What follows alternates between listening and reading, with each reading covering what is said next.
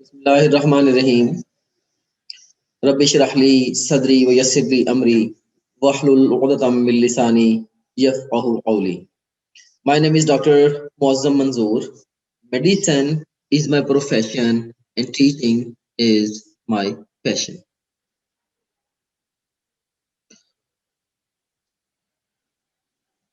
Let me admit few students. Okay. तो आज की हमारी जो डिस्कशन है ये है कि नेशनल एमडीकैट और एफएससी की प्रिपरेशन के हवाले से बेस्ट स्ट्रेटजी क्या होनी चाहिए। ये जो आज का वेबिनार है ये खास तौर पे रिपीटर्स के लिए है।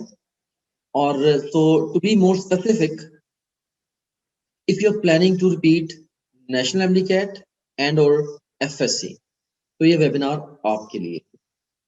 और इसके अलावा अगर आपने एकेयू और नम के एंट्रेंस एग्जाम्स में भी अपीयर होना है in addition to the national MDCAT तो भी ये वेबिनार आपके लिए है। First of all, I would like to introduce myself in a little bit more detail so as to give you the reasons to trust my words. मैं अल्लामा Iqbal medical college का graduate हूँ year 2010 का, passionate teacher हूँ और founder हूँ seek और step, दो बड़ी एजुकेशनल ऑर्गेनाइजेशंस का ऑलरेडी। इसके अलावा मैं फाउंडर और करंट चीफ एग्जीक्यूटिव ऑफिसर हूं ऑफ topgrade.pk। और topgrade.pk को मैंने इस्टेब्लिश किया था so as to bring the best out of students all across the Pakistan. और इसके अलावा मैं कोच या मेंटोर हूं बहुत सारे एमडी कैट के टॉपर्स का। जैसे एमडी कैट पंजाब में 2011 में महम जिस बच्चे की फर्स्ट पोजीशन थी, आई वाज हर मेंटोर। इसके अलावा सलमान अशरफ, सलमान अशरफ जिसकी एमडी कैट 2011 में थर्ड पोजीशन थी पंजाब में, पूरे पंजाब में, मैं उसका भी मेंटोर था। इसके अलावा अलीजा अशरफ जिसके साथ मेरा एक वीडियो इंटरव्यू भी यूट्यूब पे एग्जिस्ट करता है। अलीजा अशरफ 2016 में मैंने उसकी भी एमडी कैट पंजाब के हवाले से कोचिंग की थी। सो मैं बहुत सारे जो एमडी कैट टॉपर्स हैं या जो हाई अचीवर्स हैं जिन्होंने टॉप नॉच मेडिकल कॉलेजेस में एडमिशंस लिए हैं, मैंने उनको कोचिंग प्रोवाइड की है। इसके अलावा पूरे मुल्क में हजारों स्टूडेंट्स को मैंने करियर से रिलेटेड उनके ड्रीम्स को फुलफिल करने के हवाले से हेल्प आउट किया है। मेरे पास बहुत सारे एक्सपीरियंसेस हैं as a student, as a teacher trainer, as a mentor, right. तो और ये जो एक्सपीरियंसेस हैं ये आप लोगों के लिए बहुत वैल्यूएबल हैं और वक्तन फक्तन अपने वेबिनार्स के जरिए मैं अपने एक्सपीरियंसेस को स्टूडेंट्स के साथ शेयर करता रहता हूं ताकि वो इससे कुछ एक्स्ट्राऑर्डिनरी बेनिफिट ले सके। ऑलराइट, तो ये मेरा ब्रीफ सा एक इंट्रोडक्शन था। मैंने आपको रीजन दे दी कि व्हाई यू शुड। तो हम बात करते हैं एमडी कैट की तैयारी के दौरान बच्चों से कौन सी गलतियां सरजद होती हैं। सबसे पहले नंबर पे जो सबसे बड़ी गलती और most common and one of the most silly mistakes जो बच्चे कमिट करते हैं एनएमडी कैट की तैयारी के हवाले से, वो ये है कि वो बहुत ज्यादा स्टडी रिसोर्सेज को चूज कर लेते हैं। एक ही टाइम पे वो मल्टीपल इंस्टीट्यूशंस को फॉलो कर रहे होते हैं, एक एक सब्जेक्ट की कई कई बुक्स पढ़ रहे होते हैं, एक एक सब्जेक्ट के लिए कई कई टीचर्स को फॉलो कर रहे होते हैं एंड सो ऑन, राइट। तो जब इतने ज्यादा स्कैटर्ड वे में आप तैयारी करते हो तो आप इफेक्टिवली अपने सिलेबस को रिवाइज नहीं कर पाते। और नेशनल एमडीकैट में अच्छे नंबर लेने के लिए आपने अपने पूरे सिलेबस को 8 से 10 दफा रिवाइज करना होता है। अगर आप एक एक यूनिट के लिए 6 8 रिसोर्सेज पे रिलाई कर रहे होगे, ऑफ कोर्स आप इफेक्टिव रिवीजन प्लान ही नहीं कर पाओगे और आपका बहुत सारा जो वैल्यूएबल टाइम है जो कि आपने रिवीजन पे लगाना था वो आपका वर्क गर्दानी में वेस्ट होएगा, राइट। सो स्टडी रिसोर्सेज जो हैं ये बहुत ज्यादा स्टडी रिसोर्सेज का हरगिज ये मतलब नहीं है कि अगर आप बहुत ज्यादा एक्सर्ट कर रहे हैं बहुत सारे स्टडी रिसोर्सेज के साथ तो आप सक्सेसफुल हो।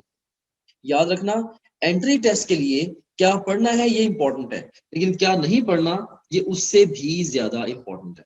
क्या नहीं पढ़ना ये उससे भी ज्यादा इंपॉर्टेंट है, राइट। तो इसीलिए मैं आपको ये स्ट्रांगली सजेस्ट करूंगा कि आपने जो स्टडी रिसोर्सेज हैं कंपेयर करके बहुत ही ध्यान से, बहुत ही केयरफुली अपने लिए स्टडी रिसोर्सेज को आपने चूज करना है। ऑलराइट, सो ये पहली बड़ी गलती है जो कि बच्चे कमिट करते हैं। और लास्ट ईयर बहुत सारे स्टूडेंट्स के साथ मैंने टेलीफोनिक इंटरव्यूज भी किए, और मोर देन 90% स्टूडेंट्स स्कैटर्ड तैयारी कर रहे थे, स्कैटर्ड। उन सबको मैंने एडवाइस दी कि आप अपनी प्रेपरेशन को स्कैटर ना करो, बल्कि डे वन से ही अपने काम को शेड ऑफ करना शुरू करो और अपनी प्रेपरेशन को नैरो डाउन करना शुरू करो। तो जिन स्टूडेंट्स ने इस एडवाइस को लिया उन्होंने बहुत अच्छे रिजल्ट्स प्रोड्यूस किए। ऑलराइट, ये पहली बड़ी गलती है जो कि बच्चे कमिट करते हैं। उसके बाद आप यहाँ पे देखें कि ये एक पिरामिड की मदद से मैंने एक कॉन्सेप्ट समझाने की कोशिश की है कि अगर आपके एग्जाम में अभी 6 महीने रहते हैं, so if I talk about the national MDCAT, आपको पर यूनिट पर चैप्टर 12 घंटे मिलेंगे, और 3 महीने पहले 6 घंटे मिलेंगे, 1.5 माह पहले 3 घंटे, 2 हफ्ते पहले मे बी एक यूनिट के लिए आपको एक घंटा जस्ट घंटा मिले, और एक दिन पहले आपको जस्ट चंद मिनट मिलेंगे फॉर 1 यूनिट। सो अगर आप अपनी प्रेपरेशन को इस तरीके से नैरो डाउन नहीं करेंगे, राइट, अगर आज आप टाइम अपना इफेक्टिव वे में नहीं लगाएंगे और लिमिटेड रिसोर्सेज को यूज नहीं करेंगे, अपने रिसोर्सेज को पक्का नहीं करेंगे, तो कल को आप क्या करेंगे, आप कम टाइम में इतने बड़े सिलेबस को रिवाइज नहीं कर पाएंगे। सो बड़ा सिंपल सा ये फैक्ट है कि जब आप एक टाइम बहुत सारे रिसोर्सेज में स्कैटर्ड होगे, आप सब्सिक्वेंट रिवीजन को कभी भी प्लान नहीं कर पाओगे, which is the key to success in national MD cat.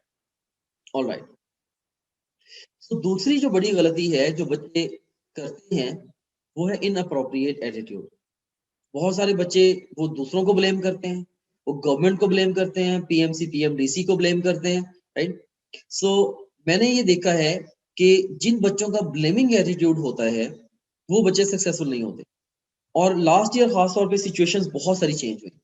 एक तो कोविड ने हिट किया, दूसरे नंबर पे सिलेबस जो है वो चेंज हुआ मल्टीपल टाइम्स, उसमें कंफ्यूजन चलती रही, एग्जाम डेट्स कई दफा आई गई, राइट। सो बहुत सारी सिचुएशंस चेंज होती रही। अब एक big majority of the students, उनका तरीका का क्या था कि वो जब भी कुछ चेंज आती थी, वो बजाय के उस चेंज के लिए अडेप्टेबिलिटी शो करते या कंप्लायंस शो करते, वो सिस्टम को और गवर्नमेंट को ब्लेम करना शुरू कर देते। मैं ये नहीं कहता हूँ कि मैं सिस्टम को डिफेंड नहीं कर रहा हूँ या गवर्नमेंट को या किसी भी चीज को मैं डिफेंड नहीं कर रहा हूँ, लेकिन मैं ये जरूर कहना चाहूंगा कि जिन बच्चों ने चेंजिंग सर्कमस्टांसिस के अकॉर्डिंगली फ्लेक्सिबिलिटी और कंप्लायंस शो की, उनकी सक्सेस रेशो ज्यादा थी, right. So you have to focus on the things which you can do, and you don't have to focus on the things which you can not do. जिन चीजों के बारे में आप कुछ कर ही नहीं सकते, पीएमसी या पीएमडीसी है या उनका सिलेबस है व्हाटसएवर, उन चीजों के बारे में अगर आप कुछ कर ही नहीं सकते तो उनके बारे में बहुत ज्यादा बहस करने का, ब्लेम करने का फायदा नहीं है। जो सक्सेसफुल पीपल हैं वो हमेशा अपॉर्चुनिटीज को देखते हैं, ऑब्स्टेकल्स को नहीं देखते। और सक्सेसफुल पीपल हमेशा चेंज के लिए एक्सेप्टेंस रखते हैं। सो एक तो बहुत बड़ा जो मसला था वो था कि दूसरे ओवरऑल ब्लेमिंग एटीट्यूड था बहुत सारे बच्चों का। तो ये एक बहुत बड़ी मिस्टेक है जो बच्चे करते हैं। इसके अलावा ओवर कॉन्फिडेंट हो जाना, लेजी हो जाना, फोकस ना करना, या एग्जाम को सीरियसली लेना ही ना, ऑफ कोर्स ये सारे के सारे एटीट्यूड के मसले हैं। और मैं यहाँ पे ये कहना चाहूंगा कि your attitude determines your altitude. अगर एनएमडी कैट को लेके आपका एटीट्यूड ही सीरियस नहीं है, it's not gonna work. Alright, उसके बाद नेक्स्ट आप देखें कि जो बड़ी गलती है, मिस्टेक नंबर 3 जो है जो बच्चे करते हैं, वो क्या है कि उनकी एनएमडी कैट की प्रिपरेशन की तरफ स्ट्रेटेजिक अप्रोच नहीं होती। लाइक फॉर एग्जांपल, वो अच्छा स्टडी स्केड्यूल नहीं बना पाते, अच्छी डेली रूटीन नहीं बना पाते, या वो लेस इंपॉर्टेंट टॉपिक्स पे या मुश्किल टॉपिक्स पे ज्यादा फोकस कर जाते हैं, जो हाईली इंपॉर्टेंट टॉपिक्स हैं उन पे फोकस नहीं करते, वगैरह वगैरह। So okay, so we will continue our discussion कि जो तीसरी जो बड़ी गलती जो कि बच्चे करते रहे हैं लास्ट ईयर, वो ये है कि वो उनकी जो अप्रोच है towards the MDCAT preparation, वो स्ट्रेटेजिक अप्रोच नहीं थी। उनके पास स्ट्रेटेजिक अप्रोच नहीं, राइट। सो लास्ट ईयर जो चेंजिंग सर्कमस्टांसेस के अकॉर्डिंगली मैं वक्तन फक्तन वेबिनार्स करता रहा हूँ और डिफरेंट टाइम्स पे डिफरेंट डिफरेंट स्ट्रेटजीज बना के बच्चों को देता रहा हूँ कि इस वक्त हालात के तकाजों के मुताबिक आपने इस तरीके से अपनी प्रिपरेशन को टेलर करना है।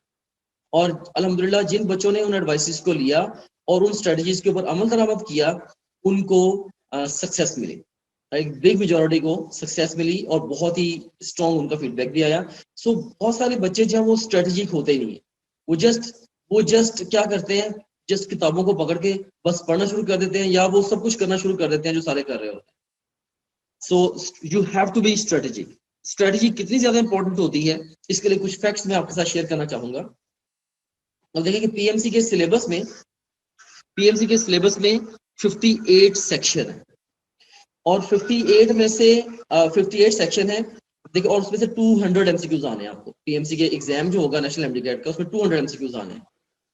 अब 125 MCQs 125 MCQs out of 200 MCQs ये कहां से आने हैं, 28 सेक्शंस में से आने हैं। और 59 एमसीक्यूज 200 में से वो 19 सेक्शंस में से आने हैं और 200 में से 16 एमसीक्यूज जो है ये 9 सेक्शंस में से आने हैं। और सो हम ये भी कह सकते हैं कि जो 70% आपका पेपर है ये 50% सिलेबस में से आना है। 70% पेपर 50% सिलेबस में से आपको आना है। सो अगर आप इस 50% सिलेबस पे एक्स्ट्रा ऑर्डिनरी फोकस नहीं करेंगे तो there is a good chance कि आप अपने स्कोर को लूज करेंगे। सो मैं ये नहीं कह रहा हूं कि आपने सिलेक्टिव स्टडी करनी है, मैं ये कह रहा हूं कि you have to focus more on most likely to be tested areas. So आपने ज्यादा अहम टॉपिक्स जो हैं जहां से एग्जाम का पोर्शन ज्यादा आना है आपने वहां पे ज्यादा फोकस करना है, और जो कम अहम टॉपिक्स हैं जहां से एग्जाम का पोर्शन कम आना है वहां पे आपने कम फोकस करना है, एंड सो ऑन। ऑलराइट, तो अब ये जस्ट इमेजिन करें कि जिसके पास ये इंफॉर्मेशन नहीं है और इस इंफॉर्मेशन को यूटिलाइज करके जो बच्चा अपनी प्रेपरेशन को टेलर नहीं करेगा या अपने टॉपिक्स को प्रायोरिटाइज करके नहीं पढ़ेगा उसके एग्जाम में स्कोर डेफिनेटली कॉम्प्रोमाइज होगा। सो ये है कि एग्जांपल स्ट्रेटेजिक प्रिपरेशन की। सो स्ट्रेटेजिक अप्रोच आपकी होनी चाहिए कि आप किसी ना किसी सॉलिड कंक्रीट हिकमत अमली के तहत ऑल द टाइम तैयारी कर रहे हैं। उसके बाद फिर नेक्स्ट जो बड़ी गलती है जो बच्चे करते हैं वो ये है कि वो कम एमसीक्यूज की प्रैक्टिस करते हैं, ज्यादा जोर पढ़ने पे लगाते हैं। और इसके अलावा जो एमसीक्यूज की प्रैक्टिस करते भी हैं तो जो एमसीक्यूज उनके गलत होते हैं उन गलतियों से सीखते नहीं। ये भी एक बहुत बड़ा मसला है जो कि बच्चों के साथ दरपेश है। सो इसमें एक तो लेसर नंबर ऑफ एमसीक्यूज को प्रैक्टिस करना और दूसरे नंबर पे जो एमसीक्यूज गलत हो जाएं उन गलतियों से ना सीखना। तो ये बहुत बड़ी गलती है जो कि बच्चे कमिट करते हैं। अब जस्ट इमेजिन करें कि दो स्टूडेंट्स हैं हमारे पास। एक स्टूडेंट है जिसने नेशनल एमसीक्यू की तैयारी के लिए 30,000 एमसीक्यूज की प्रैक्टिस की है और एक स्टूडेंट ने 3,000 एमसीक्यूज की प्रैक्टिस की है। फॉर श्योर जिसने 30,000 एमसीक्यूज की प्रैक्टिस की है उसने प्रिपरेशन के दौरान कहीं ज्यादा गलतियां की होंगी, लेकिन उन गलतियों से उसने सीखा होगा और रियल एग्जाम में वो मिस्टेक्स को अवॉइड करेगा। राइट, सो जो एमसीक्यूज की प्रैक्टिस है, बेतहाशा प्रैक्टिस जो है, ये बहुत ही इंपॉर्टेंट है for success in the exam. और इसमें साइड बाय साइड उनसे सीखना ये भी बड़ा इंपॉर्टेंट है। कन्वेंशनल एकेडमीज में जैसे एक बहुत बड़ा मसला ये होता है कि आप टेस्ट अटेम्प्ट करते हो, आज आपने टेस्ट अटेम्प्ट किया, कई दफा नेक्स्ट वीक या उससे भी नेक्स्ट वीक में जाके उसकी डिस्कशन हो रही होती है जब क्वेश्चन का स्कोप भी आपके माइंड से निकल चुका होता है, आप क्वेश्चन से इफेक्टिवली लर्न नहीं कर पाते। तो बहुत सारे बच्चे जो कि जिन सवालों में उनकी गलती होती है उससे जो लर्न नहीं करते तो वो बच्चे जो है वो अल्टीमेटली प्रॉब्लम फेस करते हैं, उनका स्कोर कॉम्प्रोमाइज होता है। फिर पांचवी जो बड़ी गलती है जो कि बच्चे कमिट करते हैं वो है कि वो रियल वर्ल्ड अकेडमीज को ज्वाइन कर लेते हैं। रियल वर्ल्ड अकेडमी को इवन कोविड की सिचुएशन ना भी हो, रियल वर्ल्ड अकेडमी को ज्वाइन करना मल्टीपल वेज में आपकी प्रिपरेशन को डैमेज करता है। कुछ चीजों में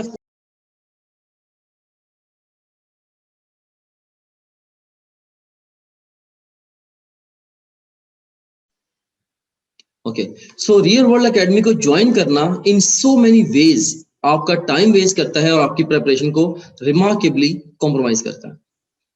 okay, thanks dear all, may Allah bless you, may all of you shine like stars in the galaxy of name and fame. Allah Hafiz.